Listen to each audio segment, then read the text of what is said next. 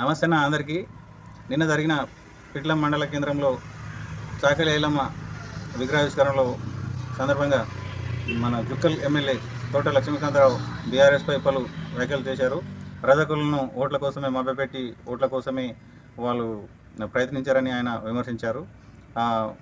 అయితే ఇప్పుడు ప్రస్తుతం కాంగ్రెస్ ప్రభుత్వం వచ్చిన తర్వాత యూనివర్సిటీకి చాకలి ఐలమ్మ పేరు పెట్టడం ప్రజలు హర్షిస్తున్నారని ఆయన అన్నారు. ఆ వివరాలు ఏంటో ఇప్పుడు మనం ఇప్పుడు వీడియోలో చూసుకుందాం.